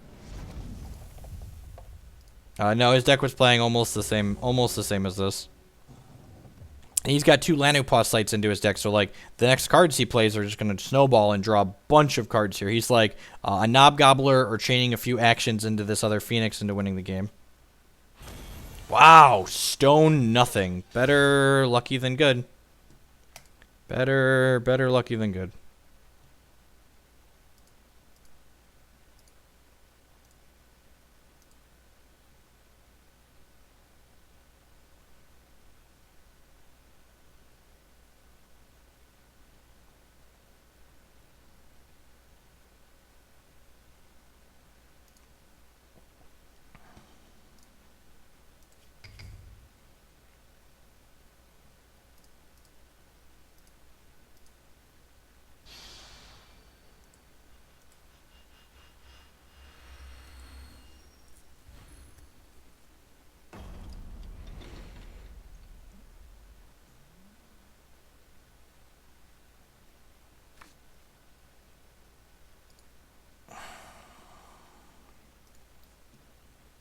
Opponent's playing what's usually a spiders type deck, which is likely a difficult matchup for us because our deck doesn't close super fast.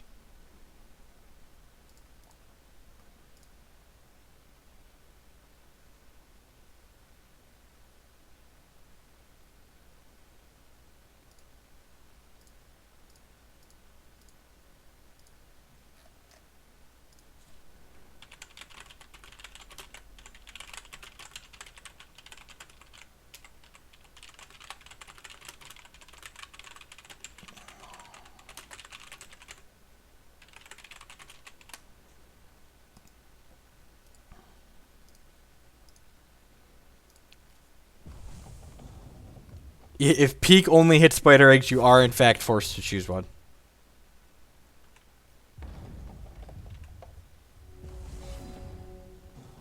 Alright, Transmorg's probably going to be pretty good. Start on focus. This is one of my absolute favorite starts. So we get to next turn go Wild Shard, Chloro, Focus, activate our champion ability. Anytime we have two things to put, whenever you play an action, okay, probably want to Transmorg that actually. Just like try and keep as many spider eggs as possible out of our deck.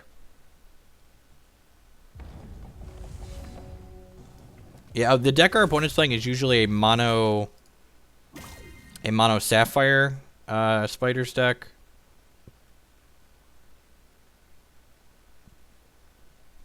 So I'm going to Chlorophilia here. I'm going to Transmog his guy because this gives me spider eggs every time he plays an action. And then I'm going to put Transmog and Chloro back into my deck. We're at a point in the game where I'd rather have an Accelerant than a cantrip like Arcane Focus, I think. And I definitely want to redraw Transmog. One of the changes I'm going to make to this deck for sure is we're going up to 4 Transmog in the 75. Create 5 spider eggs and then mill me. Alright. He hit. What? Seriously? Come on. That's not even real. That's not even real. So this card puts 5 eggs in my deck and then mills my top 5 cards, and there were 4 eggs in my top 5 cards. Come on. Come on.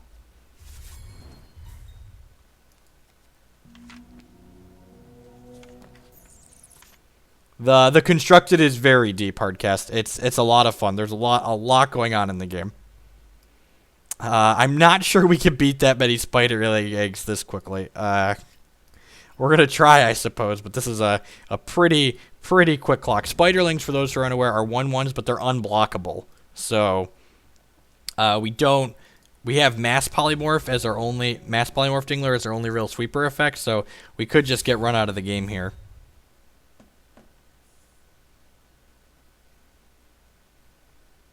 Right? Sometimes it's gonna happen.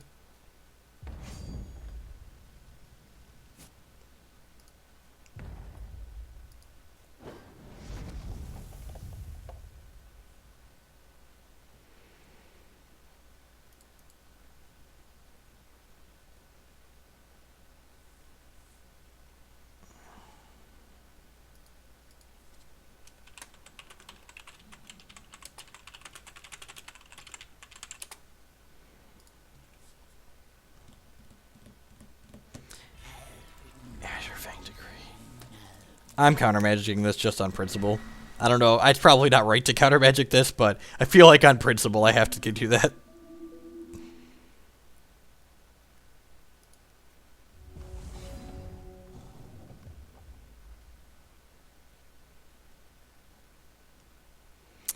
Oh, you know what? I can ripple these spiders back to his hand, and then he can't replay them.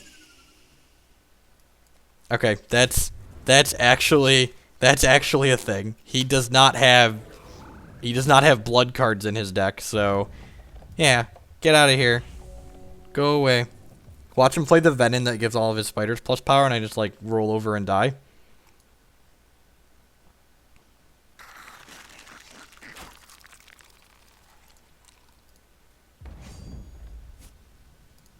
The decks that make Spider League eggs are just like very bad for Winter Moon in general, so would not be terribly surprised if we lose this game. Okay, so we cast Chlorophilia, go up to four resources, cast Arcane Focus, cast Rune Ear Hierophant. I do not have Yesterday in the reserves. I cut it, I think. I think I cut it. I feel like that's a card I cut.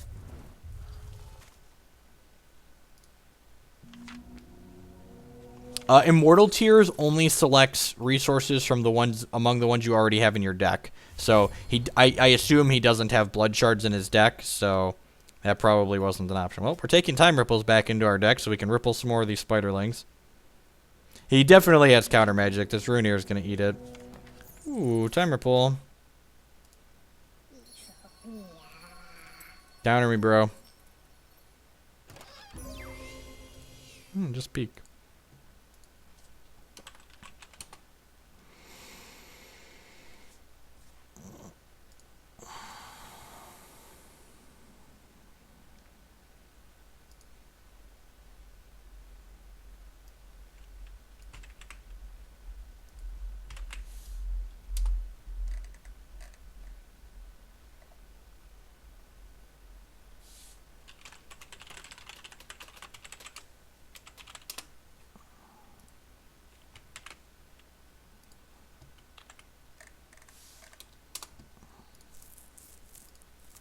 He probably just has a bunch of Transmogs. Like, his deck definitely plays 4 Transmogrified, so I would not be surprised to see this just turn into a 2-drop.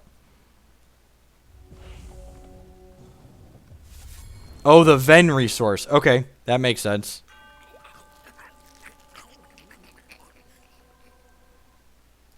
Oh, right. Yep, that's how that works. So these are... yeah, we're so dead. We're so dead. I'm assuming this matchup is just unwinnable for us.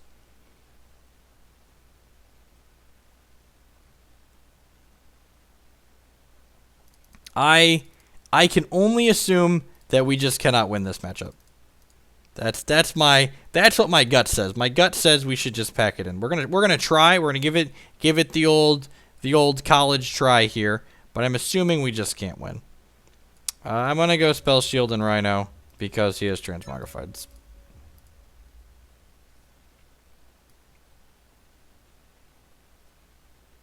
I don't even know what I want to cut. I feel like I just want all of my threats. Time Ripple doesn't seem particularly good. Verdict doesn't seem great. Yeah, spiders are always a bad matchup for Winter Moon. Maybe I don't want the Croc just to get blown out by a Transmog. Let's just trim a whole bunch of stuff. Go as threat dense as possible.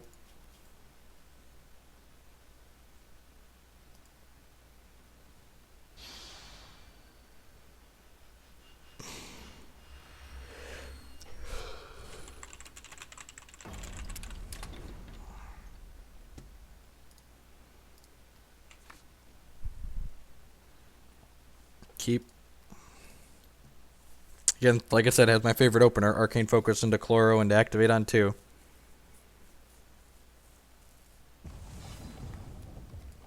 And one of the things that's worth noting, like if you've watched me stream Hex before, you know the Rabbit Rock deck that I've streamed with during the 24-hour stream and in the last couple of weeks. The really nice thing about the Rabbit Rock deck is that it just doesn't have matchups like this where I sit down and go, crap, my opponent's playing spiders, I probably can't win.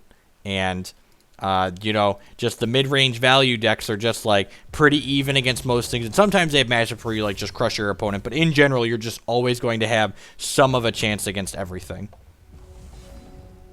Like, this matchup's probably a reasonably strong against the Rock deck, but you're still not unwinnable for them.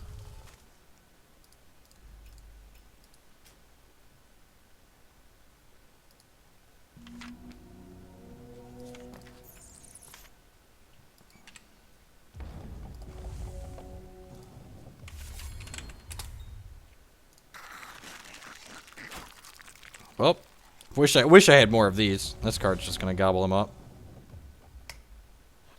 He's gonna play this now when he can't transmorg in response to the fight.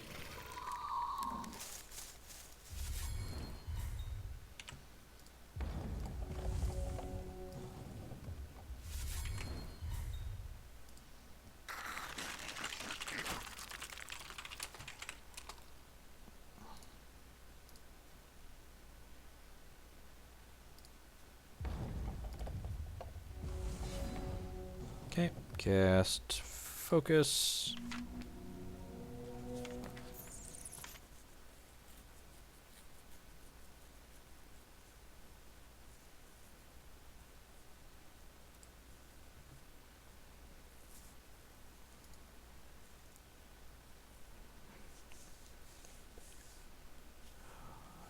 Yeah, I think I'll take Cluck over another shard. I don't really need more. Don't really need more shards at the moment. And then I'm going to play Cluck this turn. It can't fight anything, but it probably doesn't have much in its deck to fight. I literally just boarded this in as a 4/4 to try and beat him down with and buffer our life total a little bit. Because if I play Cluck this turn, I can go Cheesmith next turn.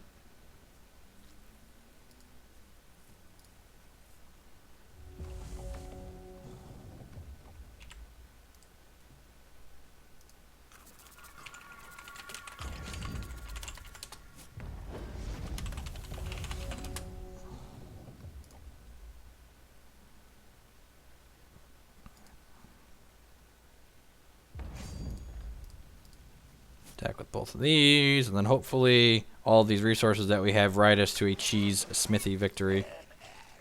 Random 3. Well, I guess there were worse cards to get, so he turned my guy into a command tower, which gives all my troops +1 power.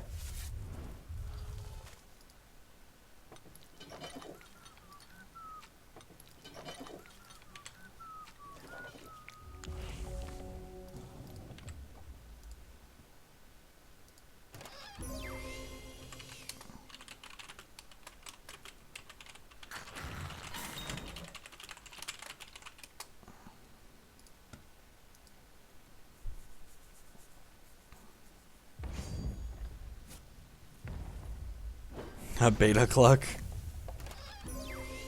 Alrighty, well, I put a bunch of eggs in my deck here, but we get to make 2 pieces of cheese this turn. Some stanky cheese is coming out. Alrighty. Oh, and I can crack and barrel Bree his cards too. That's pretty good. Well, swing for the fences. Ferment some of this cheese in my hand. So both of these got -2 costs. Let's play this out.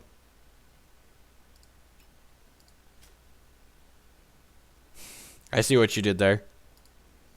So this is going to rebuy... Do I just rebuy one of his peaks? I guess I wouldn't mind Time Ripple. Get a blocker out of the way. Play another Cheesmith out here. Oh, I only have 2 resources left. That's awkward. I guess I'll just put this back in his hand so there's less Spiderling eggs. I didn't think about that. I had it in my head that I was going to be able to play the Cheesmith afterwards, but that resource I played didn't make a temporary charge. Howdy, Dradulai5. I'm sure I just butchered that username, but welcome to the stream at any rate. See how many spiders he flips out of our deck. This Cheese Goliath has Crush, so we should hopefully be able to... just trample over, basically. Gonna ferment some more cheese here. Oh no, don't transmorgify me. At the start of your turn, this deals 1 damage to a random champion. Sure. Hey look, the random champion was him. God bless. Alright, and we can play out the Cheesy Goliath this turn. So, ship with the guys, and then we'll play Cheese Goliath post-combat.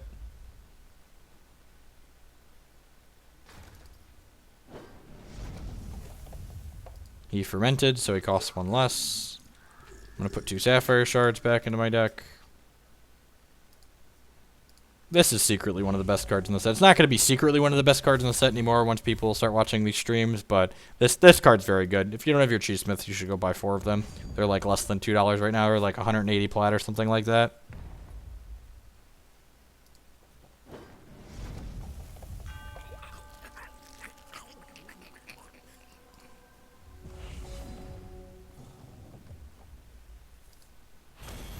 Just concedes because he's dead. I think I like my board and all the idiots plan.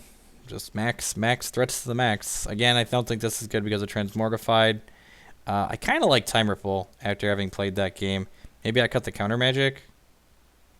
That doesn't seem unreasonable. Actually, maybe 2 Dinglers is greedy. That's definitely true. They're 300 already? Yeah. Yeah, that card probably.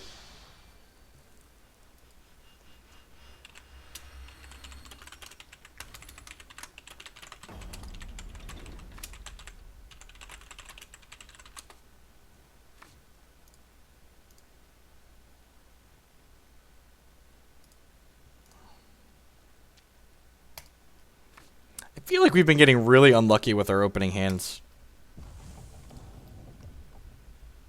Opponent mulligan 2 at least, so hopefully we hit a shard in the next 2 draws.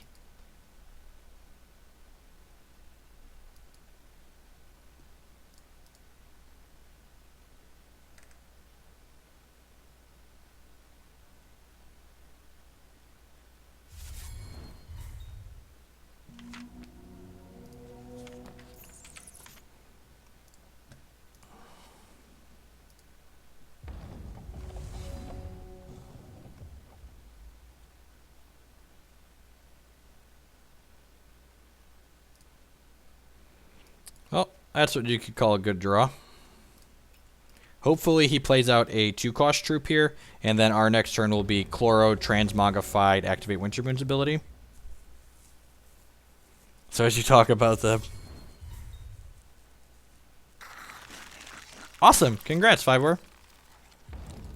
Do I really want to transmog that? So I don't feel like I really want to transmog this.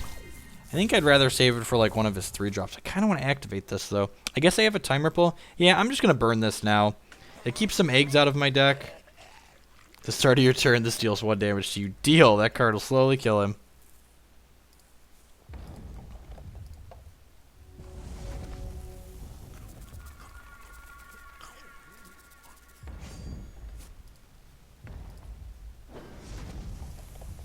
Missing a shard. Okay, so...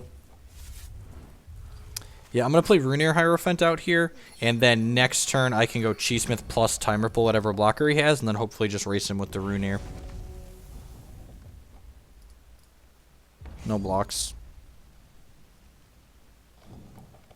Oh, you're leaving them both back. Okay. I'm going to lead on Cheesmith here. I'm going to be a little bit greedy and attack in here. If he has a Verdict, we could get punished for this, but... And, like, worst case here, we just, like, trade 2 for 1. Yeah, opponent concedes. Sweet. Awesome. Well, let's play what's hopefully the last one when we 5-1 with this bad boy.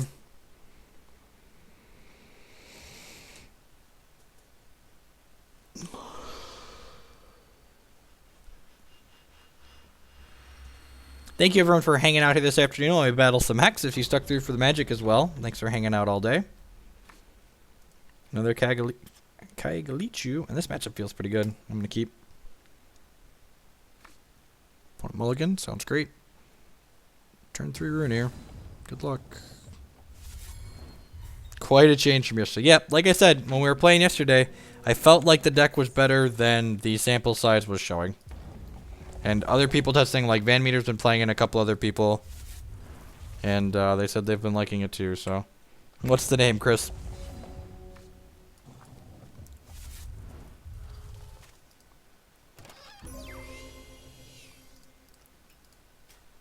So I'm casting the Peak now at sorcery speed because I want to activate my champion ability and put both of these back into my deck.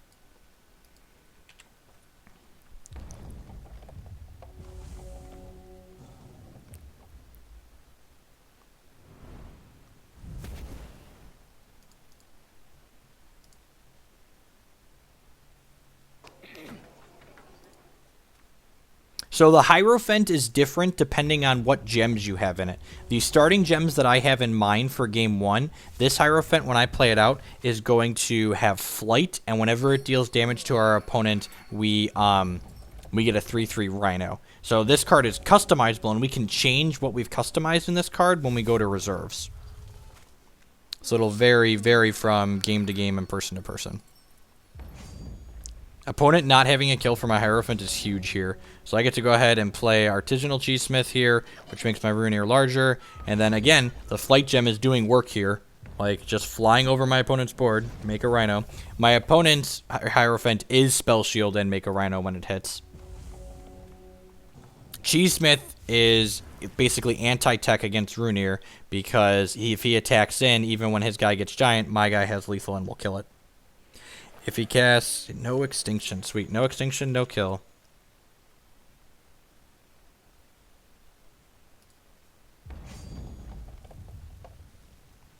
Yeah, if you put something back in with Wintermoon's ability, it always adds the line of text draw card to it.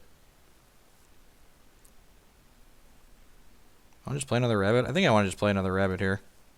We drew a Kraken Barrel Cheddar, which is the rebuy cheese, so even if he draws Extinction and casts it at some point here, and he basically has to Extinction this next turn. And then we get to follow that up with a Rune Ear Hierophant, another Rune Ear Hierophant.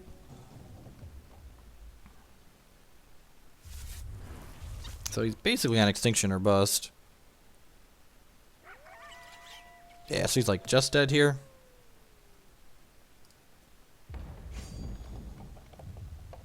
Yeah. Yep. I agree that it's pretty awesome. We are gonna have to I don't want to play out any more cards really, because our opponent could have Extinction. So I'm just gonna go ahead and discard here. I think, rather than, because I think I'd rather discard one of these cheeses than play something out into an Extinction. Because that's his out here. He needs the sweeper. Both these guys are lethal in the air. Okay, opponent's dead. So, again, I don't like Verdict of the Ancient Kings this matchup. Mass Polymorph Dingler is OP. I like the extra Oracle Song. I think I'm not going to board in the second Gale Force. We did that last time, but I don't think that's particularly good. I guess I could board in Cripple. Cripple actually just doesn't seem very good in the reserves anymore. Like, I don't think I really want it in this matchup. And with Transmorgified, I think this is going to be one of the fourth Transmorgified, and then maybe another Canarasaurus. Every turn, Artisanal Cheesesmith creates a new cheese and puts it into our hand.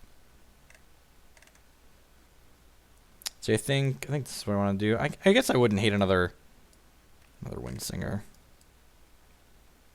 I'm just gonna go ahead and submit.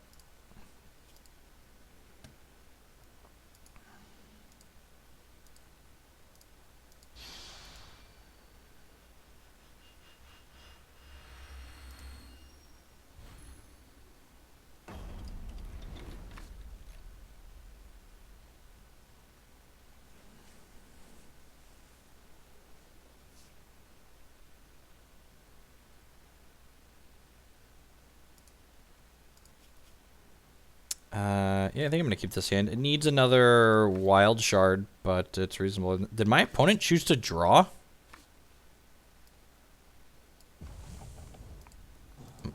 No, he chose... Wait, I'm confused.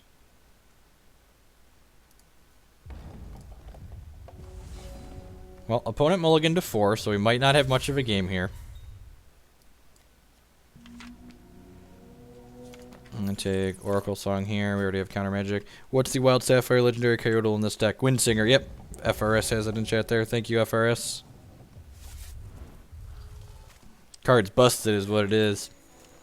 I don't think I've ever won off 4 cards in my... Whoa! Whoa! Hex? No, what are you doing? Come back. God, that's bright. I had to restart the last time this happened. I think I'm going to do that again. What do you think? Do we restart or do we just, like, play through it? I've been playing a lot of Hex, and I've only ever seen this happen once before.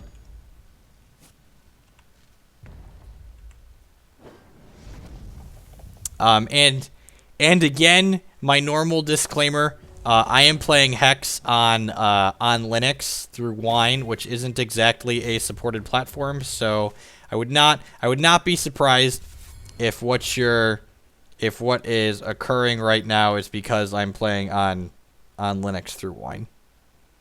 So Until you see this happen on OS X or Windows, which are other supported platforms, I don't even file bugs. Like, this is very likely just because I'm running it through Wine on Linux.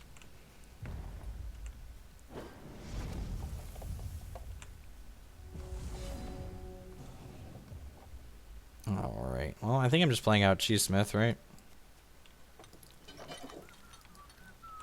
I had this happen once before. I think certain animations make it happen. Yeah, I could restart the client. Restarting the client will definitely work. Alt F4 doesn't close things on Linux.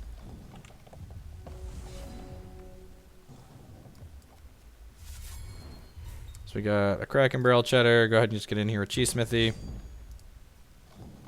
Oh. Oh, yeah, that's not going to work. All right, I'm going to restart here because I couldn't see what was attacking and what wasn't. No, I don't want to concede. Exit.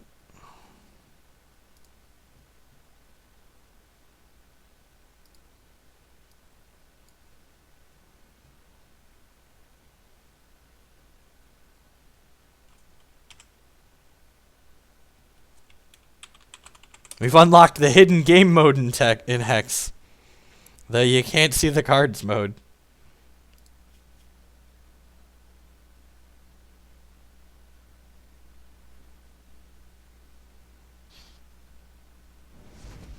Someone said they had it happen to them on Windows, so I don't know.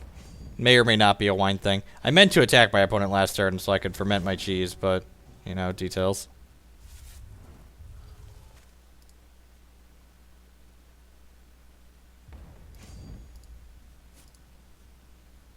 Oh man, how flavorful is it that I'm using the Cheesesmith while I'm playing this game through Wine?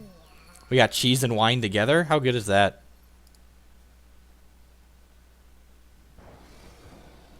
He brought in Gale Force? Okay. Fair, opponent. Fair. That's an interesting one. I guess if we get a game 3, I'm going to... If we get to a game 3, I'm going to take the flight gems off my guys. This attack is super aggressive since I'm sitting here fermenting cheese in my hand.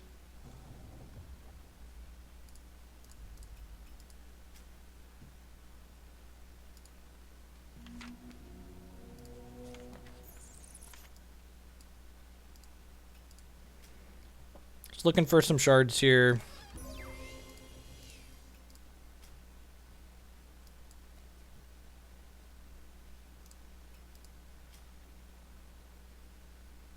So you see we've got 3 different Kraken Barrel Cheddar in my hand.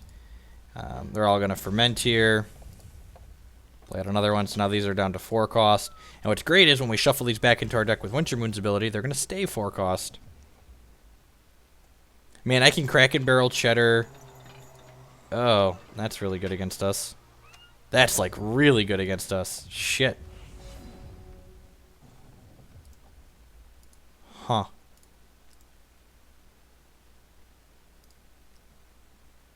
Wow, that's gross.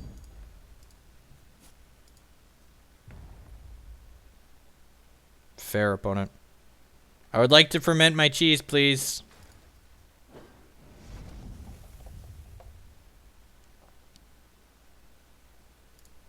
So I kind of want to hit some shards here. So I'm going to rebuy his Cottontail Explorer. Oh, Transmog can soft counter, can it? That's hot. Good thinking. I'm going to shuffle my focus. I want to put Time Ripple and my cheap Kraken Barrel back in my hand. Or back in my deck. Discard my expensive Cheddar. No, Transmog is only troops. Get some more stanky cheese here.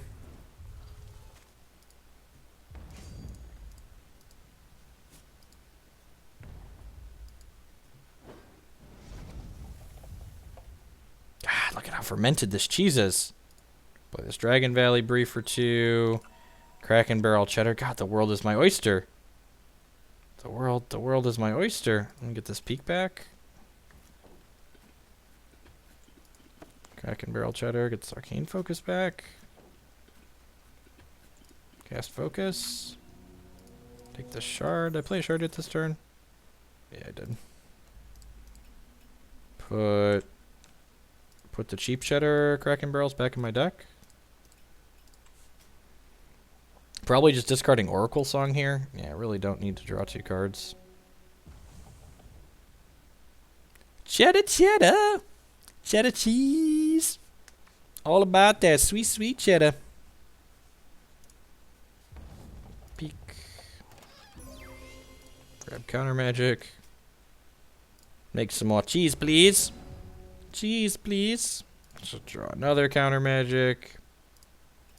God, this cheese glass is going to be super cheap. The looping Kraken barrels for getting counter magic back is going to be hot in the late game. It's a shame our opponent's going to die before we get there. Poor opponent. Why are you dying? I want to play Magic with you. Or Hex. Whatever this game is we're playing.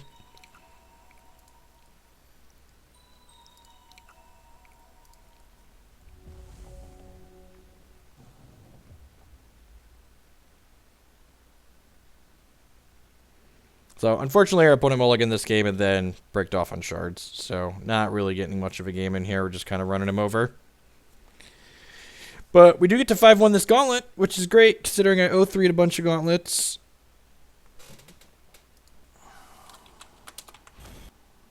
GG's opponent. Look at that. Another Cherry Songbird. It's just what I need. Some Primal Packs. Oh... So, what do I want to do with this deck?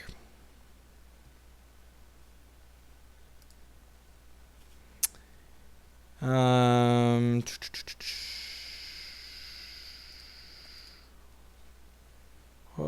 do I want to do with this deck? Croco is bad. Oracle Song, I think I'm happy with 2. Windsinger, I'm happy with 1. I wanted more transmogs in the main. The cripples have been kind of poop.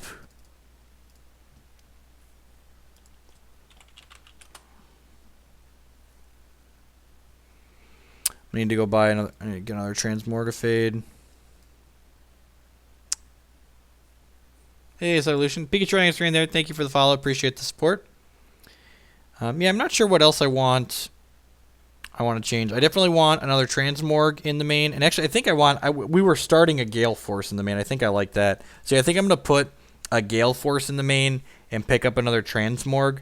And then in the reserves, I'm going to get another Karn in here, at least one more.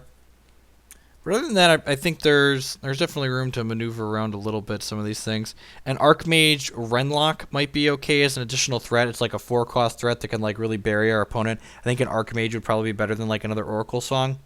It's like another must-answer card. I didn't like Archmage in traditional Wintermoon just because like your opponent always has extra removal lying around.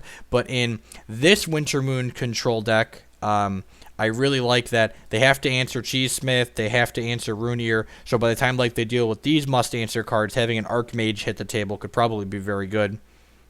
So yeah, so I'm going to pick up another Transmorg for the main, and then in the reserves here, I'm not sure what else. Maybe we just go like really deep on the hate for McBombus and like play the full 4 up to the full 4 Gale Force, but we could even just like play another Karn too even.